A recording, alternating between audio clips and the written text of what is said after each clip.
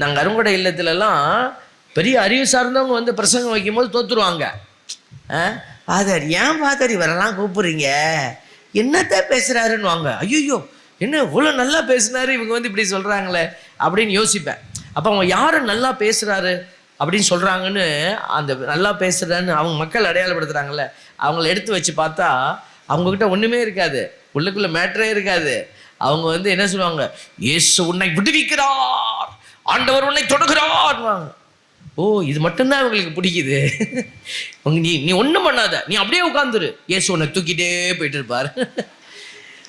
இது எந்த ஒரு சில நேரம் இது ஓகே, ஒரு சிலர் மனம் உடைஞ்சு வந்திருப்பீங்க, அதுக்கெல்லாம் ஓகே. ஆனால் எல்லா நேரமும் இது ஓகேவா?